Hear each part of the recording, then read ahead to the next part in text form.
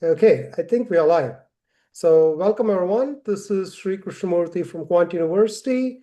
Hope you're having a wonderful, the last few weeks of, the much awaited summer, especially if you are in the New England area, you would have kind of felt that the winters were really long, and then you suddenly realize that summer was very short.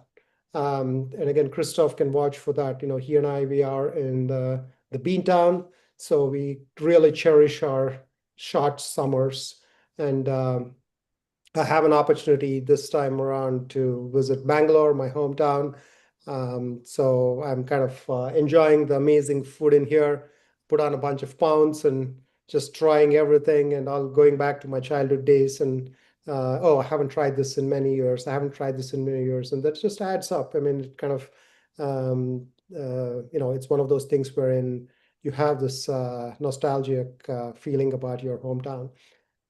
But I'm also observing everybody is so AI savvy in here. I mean, you see the billboards, and when I talk to my friends in here, they're all regular ChatGPT users. They're generating a lot of AI-related code, and they're using AI for planning their day-to-day routines and applications in marketing. And AI is the buzzword everywhere. And obviously, there is a huge model risk management contingent in India.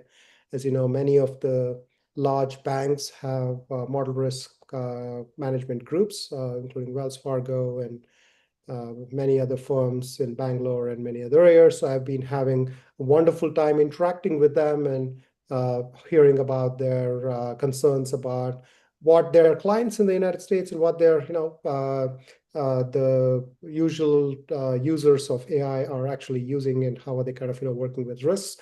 In addition, in India, I realized that there was RBI, which is the Reserve Bank of India. It's kind of the Federal Reserve Bank in the United States. They put out a proposal. I think it's still in a request of comment on a whole aspects of how do you think about generative AI risks. So, which is kind of a nice read. Agus Sujiant also shared that a few days ago on LinkedIn. So it's kind of a nice read on some of the things which are expected by model risk management professionals. So as you all know, we are kind of building out these programs for the last few months, focusing on how do we enable model risk management professionals to understand what's actually happening, both from a technology perspective, but also with, in the United States at least, regulations not being concrete on the generative AI and the agentic AI side of things.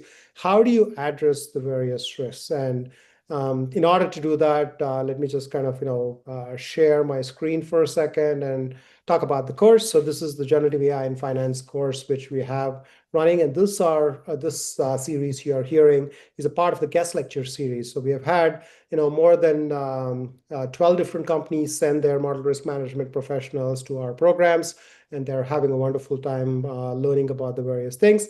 But in addition, we have had these guest lectures once a week wherein we are listening and learning from the experts who are not only kind of understanding the key aspects, but also operationalizing it. And many a times we realize that it's no longer just a model risk management paradigm. You got to bring in all the other risks.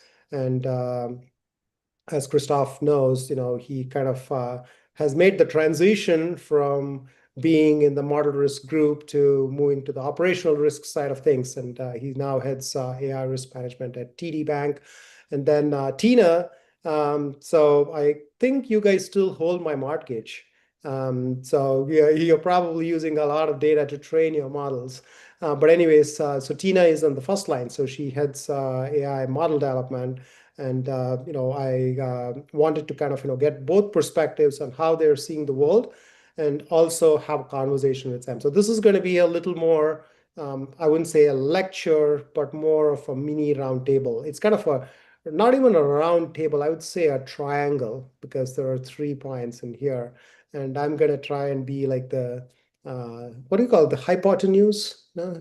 Kind of the, try to connect the two sides, if you will. But anyways, welcome everyone. I really appreciate all the people in the audience. who always come down to our QuantUniversity sessions. And I hope that the reason why they keep coming back, I see a lot of familiar names, is because every time they take something away. And thanks to your participation, and also thanks to you all, your speakers who spend your valuable time, especially during lunch break, to kind of take an opportunity to come and present to these forums. So before we get going, welcome again, Christophe, and welcome again, Tina. I'm going to change your name to actually Tina, because I think it still says Christophe. So we don't have a digital clone of Christophe actually working right now. So we can kind of rename Christophe to Tina. And Tina, you seem to be in a wonderful place. I see the greenery outside. So maybe you should say, is this your new office, which means that all the first line folks are kind of chilling and letting all the agents do all the coding related work? And maybe you can introduce yourself along the way. So welcome. Yeah. Thank you. I am trying to build a Christophe agent, but it seems to be extremely almost impossible to build another Christophe, but we are not going to give it up yet. So my name is Tina Nguyen. Thank you so much for having me here. I am actually in my hometown in Minnesota. Um, my cousin's getting married tomorrow. So All right. I'm in our cabin, my parents' cabin, just preparing for wedding stuff. Christophe might be able to share with you his exciting news recently too, but from Yeah, the a lot of Vietnamese weddings side. happening in the area. Yeah, I can. Yes, yes. I gotta So go to a that's wedding in India. I may find a wedding in India. I can just walk in. Well, not here, thank God, because it's very stressful already. So this is a little bit of a exciting break for me for the day of wedding planning and doing all that stuff for the family. But yeah, so actually I was on the first line of defense for the risk management organization for Truist. I do have an exciting journey coming up, and I can share once I begin that journey. But being on the first line of defense, owning the model development team, we have to own all the risks. So stepping from the second line of defense, where I held the position for data and AI risk oversight before, it was very helpful knowing the why of risk management coming back down to the first line to really push innovation, but push it responsibly. So it is a little bit of I believe a theme and a trend now for financial industry to have second line to come down to first line learn second line, so that we don't have that fight. As you know, Christophe and Sri, right? Within our industry, it's extremely regulated.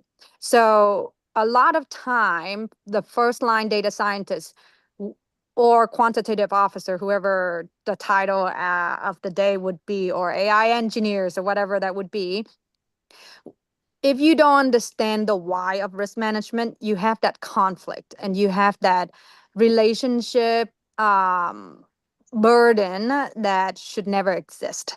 And so having first line innovators and first line engineer being on the second line and learn that why, and then deploying back the second line, especially with 26 2, is really helping the innovation move forward from both sides to be responsible. So we can talk more about it, but that's where I am today. And just a quick disclaimer, everything I'm saying today is of my personal experience as well as my own opinion, and does not reflect at all my current or my future employers. So that's a little bit about me. Okay, thank you so much, Tina. Thanks for sharing, and enjoy the wedding. And obviously, weddings are something Christophe knows a lot about. He is recently married, so welcome, Christophe, and congratulations on your wedding. I know it Thank must you. have been like a lot of planning and a lot of excitement and a lot of risk management over time. So, you probably did not just engage model risk management. You probably had to bring in all the risk managers you knew to kind of, make sure that the event went completely flawless, which I presume happened. So please introduce yourselves, Christophe. I mean, you probably have worked with a lot of professionals in this room, but I think, a formal introduction would, with your new role, would be something I would love to kind of hear about. Oh, no, thank you. And I think on the wedding, we'll need fully dedicated session on it. There is a lot to I talk think about. let's have a lunch and learn on wedding planning for Exactly. model risk managers. But thank you for this invitation, Sri. Always a pleasure. Actually, it's our second time together, right, on this webinar. And I remember last year, you and I had a roundtable as well with our friend Julia, and at that time I was heading model risk governance. But quite a bit happened in between, right? And as you mentioned, I moved to operational risk because there is a realization that um, when we talk about AI risk, model risk is certainly important, but it's not the only element. And some would argue, and we can talk more about it, but in light of GenAI and Agentic AI, maybe the core risk, and there is much more to consider and more significant to take into account. So that's for me. And same as Tina, I would just highlight as a disclaimer that, as we share perspective, these are my personal views. They do not represent the views or position of my current or former employers. Cool. Thank you so much, Christophe. So let's kind of, set the stage. I know you have ideated quite a bit within your organizations on, what is the current role of your organization, kind of, understanding. But I think that's the challenge which every professional in the various organizations we have are kind of dealing with. Especially if you think about large banks, they already have established risk management practices. SR 11.7 was the standard. Everything was based on, the existing, the lines of defense structurally and policy-wise. And we have SR 26.2 come in and, throw a wrench. And now everybody's kind of thinking like, how do we think about generative AI? How do we think about agentic AI? But in addition, when I interact with a lot of professionals, I do see this knowledge gap, wherein, the model risk managers are kind of being so model centric, saying, is this a model or is this not, right? But many of these use cases, they're not model dependent. There is an element of an AI model, but there is a whole series of other processes which happen before and a whole series of things which happen after. Many like the data related processes, the curation, the parsing, the representation, all the cleansing, all those other things, the PII removal, et cetera, et cetera. But then there isn't a model, there is an API. There isn't even something called as a black box anymore. You just have an API and you basically send stuff over this API and pray, as Agus says, and hope that you're going to get back a response. And then you kind of channel it to other processes, et cetera, et cetera. What I'm trying to get to is when you see so many dependencies, how do you think about structuring an organization which was so model centric, and now you have to think about a use case or a system-based risk management strategy? So I'll let maybe Tina start with, thinking about the first line. How are you thinking about these? And you can, or you may kind of even provide some examples if it's, something you can share, but also kind of contextualize, how do you think about this in a small bank's context versus a large bank's context? Because in the small bank, you may not even have a full-fledged department doing all the key pieces. And in a large bank, you may have very dedicated roles wherein you are saying, hey, that's my territory. Why are you doing red teaming? That's a part of cyber risk. That's a part of IT. That's a part of another group. You shouldn't be doing those, but you're responsible to sign off. And now you're thinking about like, how do we engage them, right? So there are all these like challenges. So I'll let Tina start, and then maybe Christophe, you can kind of pick up on, well, how do you position yourselves kind of addressing those questions? Well, Sri, There's a lot of questions in your statement there, right? And I really appreciate how you break it down. The complexity here is the fact that we have to recognize that Gen AI is no longer the simple model. And simple is in the reflection of Gen AI. It is not simple whatsoever. It is without Gen AI, it's still a very complex organizational structure and strategy for any big or small banks, right? But in the space of agentic AI or generative AI, we have to think about who owns what. I believe that's the questions that the organization has to address, and who has the authority. Because what you can own, for example, from the first line perspective, I can build a model. I own my model, but do I have the authority to say my model can be deployed, my model can use this type of data, my models can be XYZ, and who gets to veto and do all of that is very important. So we have to be able to say who owns the AI systems, who is responsible, and who has the authority to change or update or make any decisions there. So those are the three questions any organization has to answer, big or small. And for a larger organization, mid-sized regional banks where my experiences lies, how do we innovate responsibly is always the questions that we need to focus on. And where do human lies in this whole entire process? So when you think about AI system, and Christophe and I have and a lot of other in the industry have really trying to figure out the definition of what is an agent, right? What is a system? What does it consist of? And under what authoritative regulatory and laws does that system belong to? So I believe that's where, even big or small, you need to figure out what your authoritative law, rules, and regulations are. Then you can figure out where and how you scale your system and then answer the three questions again of who owns, who's responsible, and who has the authority. So for example, in terms of building and owning, if the first line own the AI system, they are responsible for all the risks, period. If you do any of that, you have to have one neck to choke.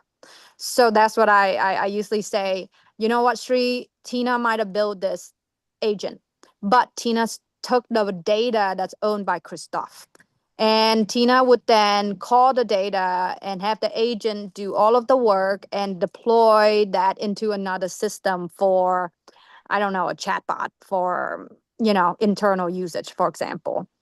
We cannot have Sri, Christophe, and Tina be responsible for each part of that. We have to have one nut to choke, right? So the decision is, does Tina own all of that and Tina facilitate that? And Tina have to do all the RP to make sure that we have a remediation plan from this first line. So that not only gives the first line the responsibility and accountability that needed, so we don't go crazy. Because if you give a system and you give freedom to a very, very smart quantitative officer or data scientists or AI engineers, we will go full blown. But when we build that, the second line need to step in and said, here's the boundary, here's the policy, here's our allowance of risk appetite that you can maneuver within that. And then second line will come in and said, we are going to, depending on, I think use cases is another thing that we need to think about. It is so small when it comes to AI system and agents now.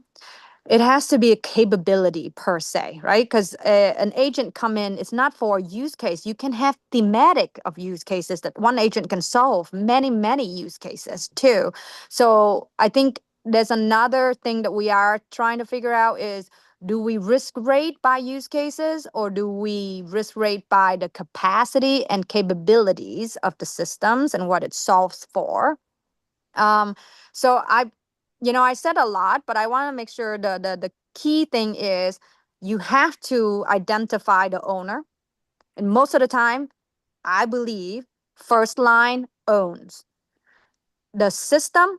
First line owns the responsibility to remediate the risks, and first line also need to own the accountability of how to ensure that process continue and scale. Second line is oversight still, but second line now should be shrinkage into a smaller group to really do the boundaries, making sure that the first line do not breach the threshold that allowed.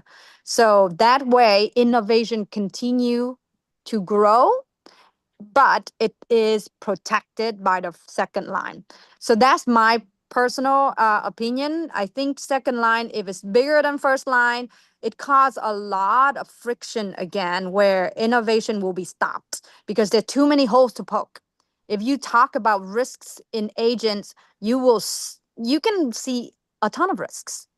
So maybe we should never do it, right? So that's the problem, is how do you actually move and give room for innovation to breathe within the risk appetite, with the second line, with the boundary that they set out to say, okay, here's are the key risks that I see that you need to remediate first line, and I need one person, not the entire group of people, to be responsible and to remediate that. So I'm going to pause and see what Christophe has to say too. Well, thank you, Tina. So Christophe, Tina is coming after your group. I mean, like your old group. She wants to shrink model risk. Frankly, I mean, this is just me thinking. Like, I think I don't even agree that there is going to be a formal first line, second line, third line at this point. Considering there are so many other, aspects which are kind of, coming in, or maybe the things which were in the first line, second line, and third line could go beyond just the development, audit and MRM. I mean, with all the operational risk and cyber risk and legal risk and all the other risks coming into play. Now, Christophe, you have transitioned from a core model risk management role, and you're now looking at operational risk, and you're now kind of having a bigger perspective. But now that you're heading the AI system risk portfolio, how do you think about your portfolio? I mean, are you just owning the risks associated with any AI use case within your organization? Or is it more of you being the facilitator for the discussions, and do you agree that first line should own all the risks and others should more or less kind of have their specific hats with respect to the equation? How are you kind of thinking about the problem and the proposed solutions, if you will? So I think your question is, at the end, what is the role of AI risk management? If you go back to the three lines of defense principle, first line owns the risk and the control. Second line is there as an oversight function to review and challenge. Now, if we take a step back, right, what is happening? Risk assessment, whether it's security, model risk, data, privacy, already exists, has been there in place for decades across banks. It's not a new topic. The challenge is, as technology evolves and we move from traditional machine learning approach, right, the random forest, XGBoost, etc., the things that are more complex, such as generative AI or agentic AI, and that unlock new use case we didn't see before. There are many risk dimensions that are impacted. And here comes the question, how do we make sure that we operate in an effective but also efficient way? Because to Tina's point, you want also to support innovation and you want to support speed. But how do you do that when you have so many people conducting the risk assessment within the second line. So going back to one of your earlier question on, small versus mid, large bank practices, right? There are really two archetypes I've seen there. One, a situation where, for historical reason, AI risk reside within model risk. So what is happening? They take, oftentimes the person leading governance, and they expand the mandate, and that person, bring AI expertise across second line, but coordinate certain activity to collect input, for instance, from security risk in terms of prompt injection, or for data risk or privacy risk, right? And you have a report, and they conclude based on that. That works well, given talent constraint for some organization. It can create challenges, right? Making sure that we preserve respective mandate, but also, operationalizing all that in an efficient way. Now, at other institution, I would say where the maturity level is higher, what happened is, I've seen through peer discussion, talent has been injected across these different risk and control functions. So privacy, data, technology, security brought AI expert, but also expert who understand their respective domain, right? And on top of that, you have an AI risk function that is stood up, and that helps to make sure that you have the capabilities that are uplift, right? That across each of these functions, you're covering the, let's say, agentic AI specific risk that should be covered, but also put in place a model where all this system is operationalized in an efficient way. I think an example, Sri, right? Like last year, hot topic GenAI. This year, everybody's on agentic AI. Who knows what would that be next year, right? But let's say you have agentic AI, right? How do you make sure as an organization that you have a comprehensive coverage from a risk point of view, but also you don't have duplication? That your compliance team is not doing the same type of testing as model risk or data risk or privacy. So this is what AI risk typically try to solve, in addition of playing, a role of review and challenge across these lines of defense. Awesome. I want to kind of delve a little more into this, agentic AI and generative AI side of things. I mean, as you know, we are running this course and we have had multiple discussions with various participants, regulators, practitioners. Many of the discussions we've been having, obviously there is a huge delta of understanding how these models are making decisions, which is something you gotta acknowledge that, because you don't have determinism. When you ask a question, you may get two different answers when you ask the same question twice, right? So that is one part of the challenge, to say, okay, input, output is not deterministic, so how do you even validate the model, right? The second part is, when we think about extending from generative AI to agentic AI, you're now looking at multiple other pieces. You have tools, you have, .md files, and you're bringing in multiple agents coordinating with each other. You're trying the same thing multiple times. You may be going into web search and you may try to find certain things. Oh, that was blocked. I didn't even anticipate that. And then you get back and you do something else. Now, it looks like I was kind of talking to Rafiq Fast a few weeks ago, and I was kind of giving an analogy which makes more sense as I see the chaos of traffic here in Bangalore. It's kind of the analogy of an Indian kitchen. The meal that gets done, the food is amazing. No one knows how it was made, how quickly it was made. People wore different hats. people kind of chop vegetables, people kind of, boil the soup, whatever it is. The challenge is, how do we think about, risk when you are in a financial services setting and you want the regulator to be assured that you're not running an Indian kitchen with a website on the top, right? So how do we think about generative AI and agentic AI as its own category, because it is its own category? And how do you think about integrating those with traditional established practices? Because there's always tug of war, because you got to still do your business. You got to still run your credit models, your AML, your fraud detection, and all your models.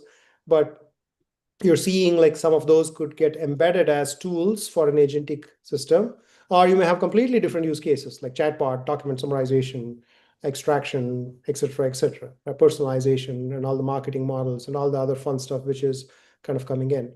So maybe Christophe, you can start when you think about top down, you being like the head of AI risk management. So how do you see, the strategy kind of come from top? And then maybe Tina, you can take an approach of how do you see bottoms up when you being the first line has to maybe improvise in some ways and start drawing the line and then build upon it. And maybe you can start top down, Christophe, and then maybe Tina can go bottoms up. I know it's a complicated question, but that's why you guys took a long time to answer your questions. So I'm asking longer questions now. So I think there are a few things to consider, right? One, as you said, the AI strategy. What is the AI strategy of the organization, right? And a lot should be built around it. Otherwise, it serves little purpose.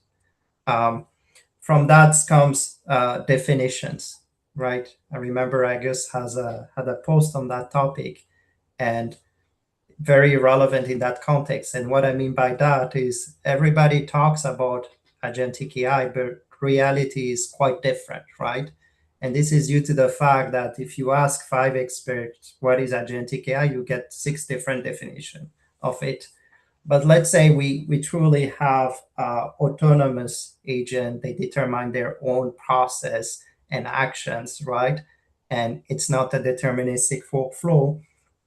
In that situation, there is certainly a question around our traditional risk assessment approach and whether they are fit to this new dynamic, right? And what I mean by that, in taking a bit my past experience in model risk management, there is oftentimes a point-in-time assessment, also called model validation, that start.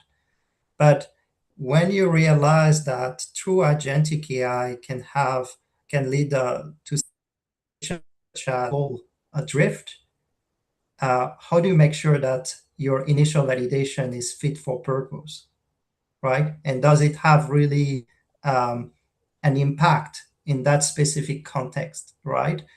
So, and the other question is, if the intent, as I'm hearing in the industry, is to scale to thousands of agents, how to make it sustainable? We're not going to hire the entire Boston Street, right, to do model validation of each and every. Oh, you aren't? I thought the mayor and the governor are counting on you, man. Come on. Yeah, well, let's see. But I think there is it really raised an interesting question and invite ourselves really to challenge ourselves and maybe to have a mindset shift, right? And ideas I'm hearing more and more is really shifting from a point-in-time assessment to real-time monitoring in the context of agentic, and rethinking completely the capabilities around it. But Tina, curious to hear your thought on this topic. Wow, I was hoping you said, Christophe, that let the first line go wild. So, when you really think about the Indian kitchen, Sri, your example, Is it really bad though? If you have a lot of Oh, I'm enjoying people? it. 5 more pounds Yes, in 10 days. So yeah, allow it. perfect. And the wedding thing, right? We talked about it too, where in India, the culturally speaking is you can join a wedding and the more people the more joy, right? For a Vietnamese wedding, um it's actually almost the same but it's not the same, and then an American wedding you better be on the wedding list. So otherwise you're not coming in, you don't have a plate set up for you. And the reason why I'm bringing all of this up is exactly what Christophe mentioned. What is the goal? What are we trying to achieve with agentic AI? Is the goal to be more efficient at this point, given the majority of our companies stay there? And don't put agents on your financial, your CCAR model, period. Right? So at least then we can kind of have a zone where we can innovate, we can fail forward a little bit without a giant regulatory and rules and laws and all of that violation. So we have to, I agree 100% with Christophe, the company have to set exactly for the next 6 months to a year. What is our goal here? And then when we learn, because the problem here too is we do not know what else is out there. The whole entire world is still trying to learn it, right? And just so you know, from the first line perspective, when we build an agent, what is the next thing what that AI engineer would do is the suggestive prompt. It's like, hey, here's what you wanted to. Oh, maybe in my agent, I will build the next thing that we would suggest is have you thought about blah blah blah blah blah too. So it's not even non-deterministic, it's creating new path for users. How do model and AI practitioner from the second line of defense even try to validate new path when the goal was this, but then it's like, hey, you know what, it's maybe better if you go this path too. So, I think we have to go back to the core. What is the goal? Is it to really help customer to do XYZ? Or is it to really internally doing XYZ only more efficiently? Or really revamp the whole entire operation of the companies? If that's the goal, we cannot take agentic AI and generative AI as though it is like in chunk. And we're going to fix this chunk only. We're going to fix this chunk only. We have to take the entire system and rethink the entire system. Now, at this point, if my company or any company I go in and do that, I think I would freak out slowly and then really backing out. Because right now, as the world and all the smartest people cannot figure out, I am not going to be the first one to say, let's revamp everything. But I think what we need to do is understand where and what we are willing to fail forward without major issues for the company. Then we learn. We need to learn. And I think Sri and Christophe, one thing too, for the second line and third line and other people that coming from the second line, I did have to kind of coach and train my peers in privacy and cyber and everything and all the risk type, if you really think about it, right? Is we need to allow failure, but failure forward. Otherwise, let's not do innovation at all. So from the first line perspective, that's how I would answer your question. Cool. So let's switch gears a bit. I know you guys, Christophe is thinking about hiring the entire Boston area professionals, and Tina, probably you are thinking about hiring a bunch of agents to get work done and fire people because you don't need the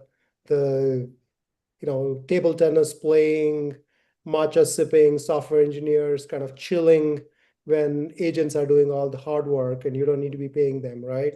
I'm just That is kidding. not true. The goal is to No, let me. reskill. Yeah, and I understand. I'm just kind of kidding.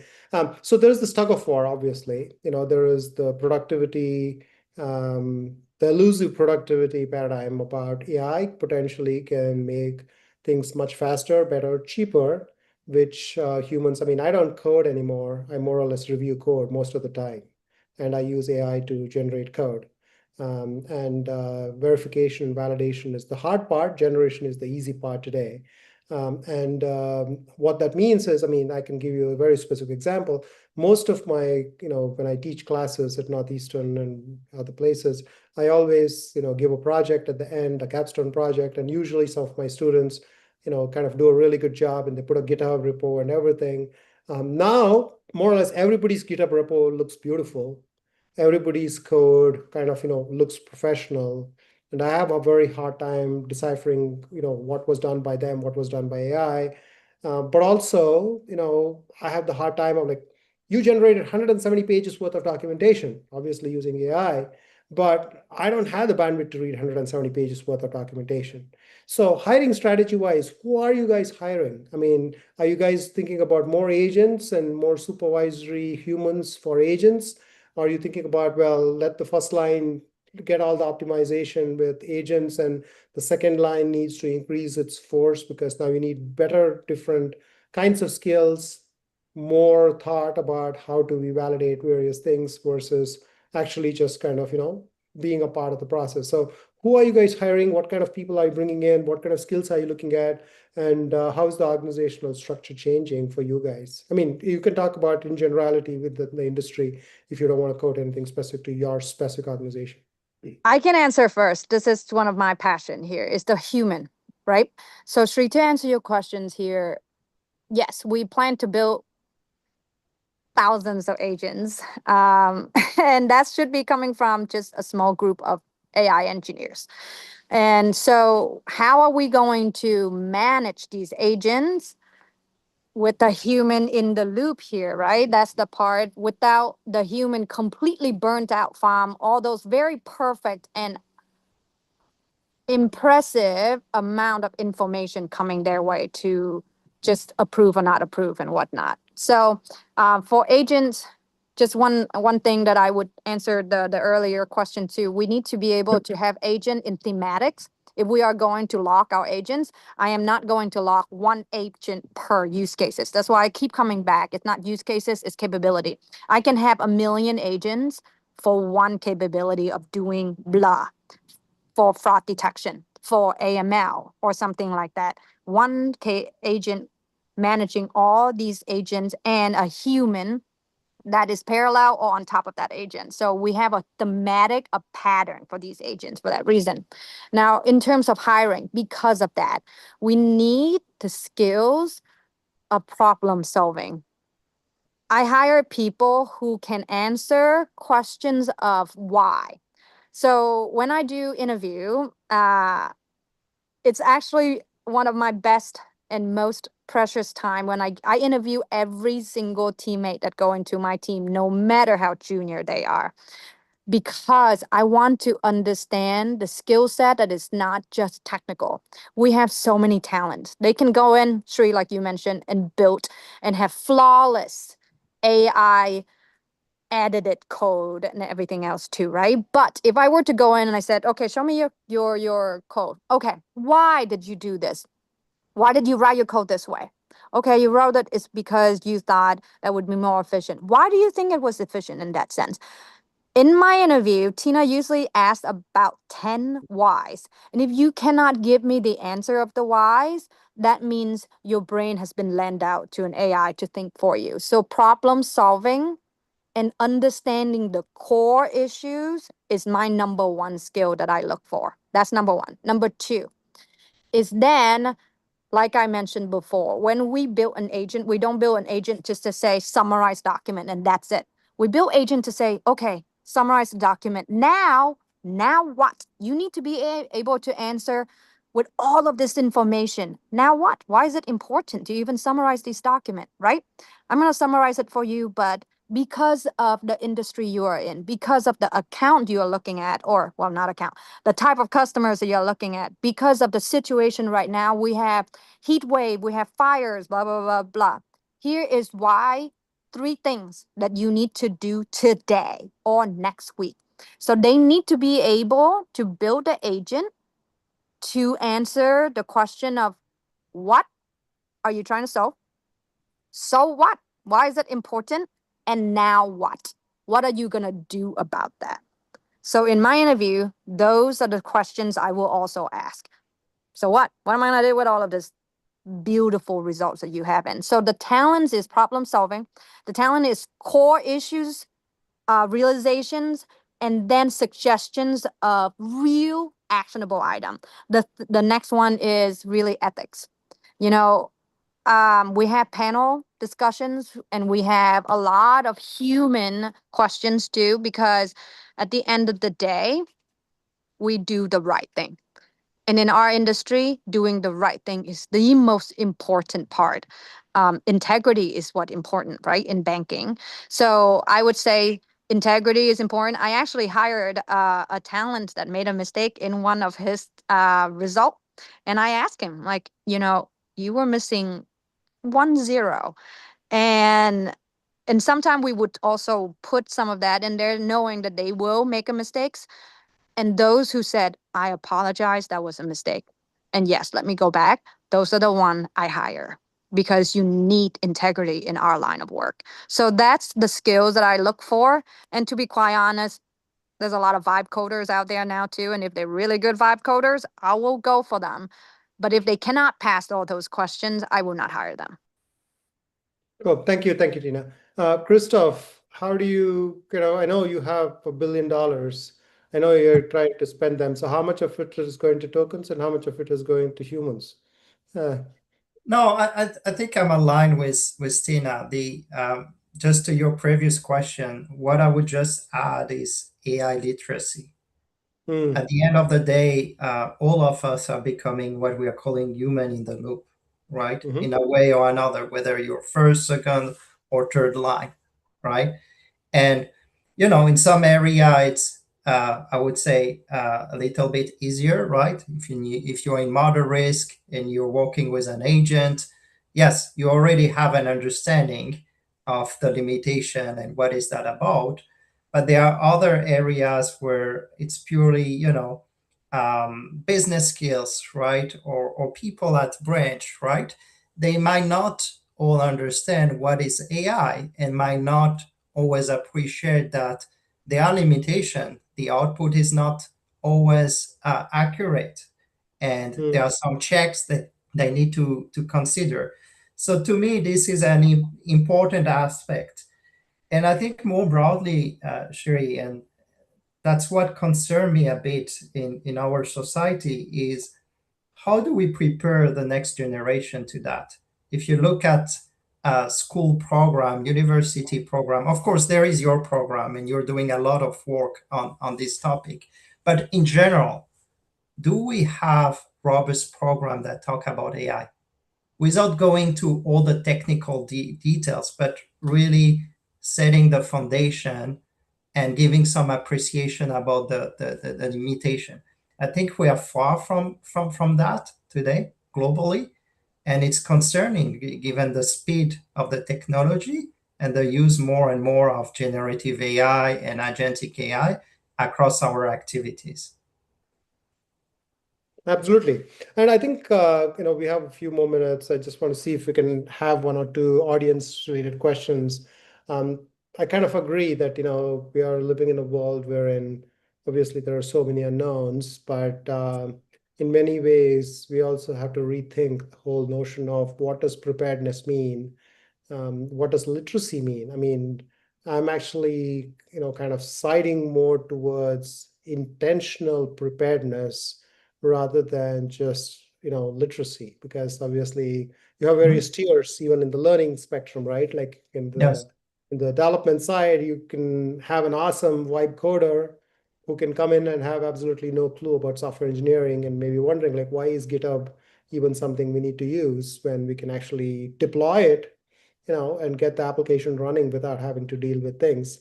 But then on the risk management side, if someone hasn't worked with a regulator before, someone hasn't really seen the industry grapple with all the systemic risks, it just becomes a whole equation of what do you do when you have to factor in multiple things. So I'm going to try and see if I can maybe choose one or two questions. Pardon, audience, if I'm not able to pick your question, I just want to see if we can try and get one or two questions answered. So I think Wei Xing from DTCC had a question. So he asked, like, existing model risk isn't going away and AI risk is additive. If the second line shrinks while the total risk grows, who absorbs the difference? Does the first line have to expand? What happens to the independence if it does? I would love to kind of keep the answers within 30 seconds so that we can get a chance to get a few more questions in. What do you think? First line will absorb that. And I would say the preparedness is important. So the first line of defense at this point in many companies and in our industry, you have to start learning what Christophe also mentioned. What is risk management 101? What are the risks? What are the controls? What does control means? And what does that mean? What is good look like when it comes to regulatory approval for any solution? So I would say, yes, first line will absorb that. First line will also, at the same time, need to be prepared for this type of questions that should have been, most of the time, second line would ask. Awesome. Christophe, I'll ask you a different question. You mentioned you're shifting more towards monitoring, and Nawal Kashyap has a question. Could you please provide some KPIs by which different GenAI models could be monitored for different use cases? It could be too specific, but if you can talk in generality, that'll be awesome. So KPIs will be more on the performance. So I would imagine, depending on the use case, right, whether it helps in terms of cost, efficiency, or revenue, right? So that needs to be defined by the first line. But what we will look at typically from a second line point of view, it's at the KRIs, right? And this needs to be holistic and cover different risk dimensions. Won't be model risk specific. You need to think about data, privacy, tech security, and other elements, and all that tailored to the specific purpose of the system or the AI. Absolutely. So another question from Nilanjan. The risk impact of a model depends on the domain and the level of autonomy, not whether it's XGBoost or Cloud. What GenAI changes isn't the fundamental risk taxonomy, but the time scale. And I think it's just a comment. So I think I'm just going to ignore that. So I thought there was a question at the end. So another question on the materiality and Turing. So do you see banks extending their existing model risk Turing to GenAI, or is there a parallel framework needed for failure modes that don't map to traditional model risk categories like LGD, RPD miscalibration? Yeah, that's an interesting one. And there was a very good post from one of our peers recently on this topic. I think what is important as a principle is unless there is truly a gap in the risk framework to start with, you don't need to add new processes and new controls, simply because it's going to slow down further innovation and speed to market. You don't want to go to that path, right? So oftentimes, as I said earlier, it's, all these risk assessment are in place, right? They might be in some situation need to uplift, right? This is what we have seen in spaces such as security risk, right? Prompt injection, that was a big topic at a certain point with GenAI. But it's not like if you're going to create, for AI only a specific risk assessment, and then it raises question in terms of independence of mandate, which will be quite complex. So it's all about leveraging what is existing, uplifting where needed, and making sure that all this system works effectively and efficiently. Absolutely. Yeah. I think we are running out of time. I want to kind of end with one question. So by the powers to be, I've been given $2 billion, and I'm ready to hand it over $1 billion to each one of you. You can spend it on tokens, you can spend it on humans, you can think about projects, you can do whatever you want with that. But you got to spend the whole thing within a year. What do you think if you were advising your CEO, not your current CEO, just think about a hypothetical situation. So here's $1 billion. where should we invest within the organization, factoring the risks, factoring the use cases, all those aspects. Don't tell me that you're going to put it into a data center or invest in NVIDIA stock. Okay. You got to spend it. Okay. So whether it's going to be CapEx, whether it's going to be people, whether it's going to be, more products, financial engineering products and fintech products, where would you put that money? Because there's this big tug of war wherein everybody wants to now invest in AI. But the question is ROI. And how do you think about the ROI question when you are given the fiduciary responsibility of spending $1 billion each? So I'll kind of, try to keep it within, maybe if you can keep your answers within a minute, that'll be awesome. So yeah, please go ahead. Maybe Tina, you can go first because you're the first line. You don't need to care about the second line yet. Not yet. Yes, first I would put it in data.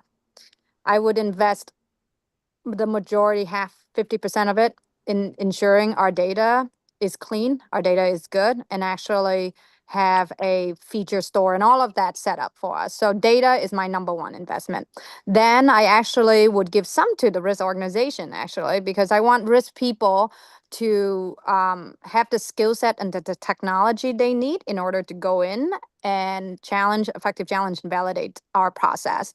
The rest of the money, I would go into really incorporating technology. See, the problem in a lot of what we do is not that we can build new agents and whatnot. It's about how do you actually incorporate it into and scale it into the current system.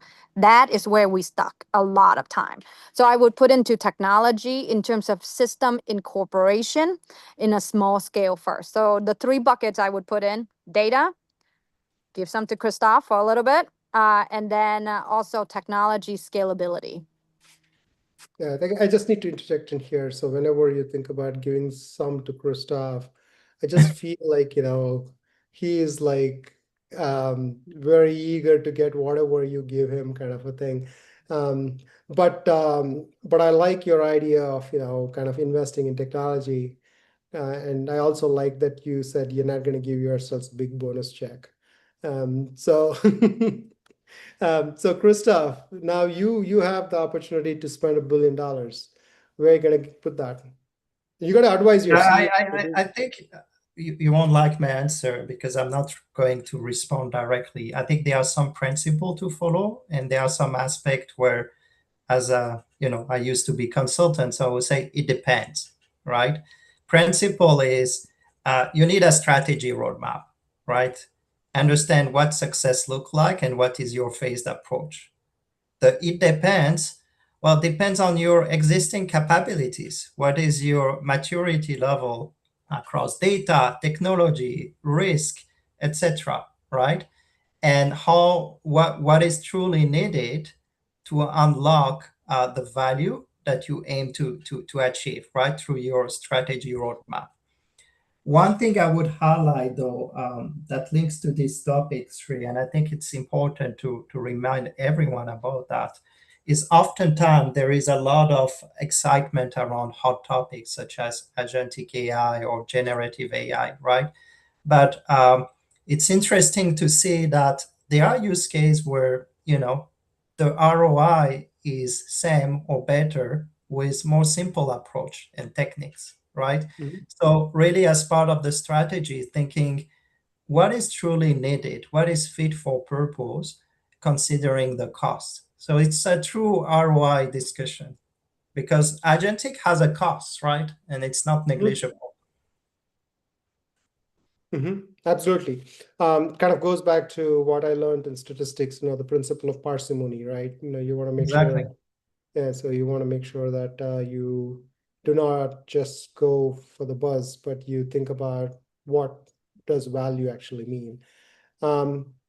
Frankly, in this world wherein we are kind of, always chasing the new technologies and trying to get things, but we are also losing a lot of what do you call as process knowledge, just because we are trying to short circuit various processes to get to the end. And till we actually have a good articulation of ROI, it becomes the challenge because no one really understands tokenomics. I mean, everything has a cost. And right now, the printed price lists do not reflect the actual cost of AI. And when the reality hits and the cost of generating a response needs to be borne by someone, and an end user is not going to pay for it, there is going to be a ripple effect, which kind of needs to be thought of. So I think the notion of an engineered and a systems-based approach, wherein we are not only thinking about the various tenets of core development and validation, but also thinking in the context of what does actually value mean for us and also for end users, right? So I think that's something we need to think about. But this has been a fascinating discussion, and I really enjoyed talking to you guys. Tina, enjoy your wedding, and Christophe, enjoy the post-wedding bliss when till it comes down to you doing all the work, and you're kind of next time I have this meeting with you, you're saying, Shri, I got to do the dishes. I don't have time for this. But in all seriousness, thanks so much, guys, for No, thank making you, time Sri. for this. And it was a great conversation. And hopefully people in the audience also got a good feel for, the kinds of discussions we want to make sure we have openly in the first line and second line so that we can evolve this profession to what it really deserves to be, which is being responsible and being the fiduciary for a responsible organization. Thanks so Thank much. you And so much. see you soon in another session. Thank you. Take care. Bye-bye. Bye-bye. Bye.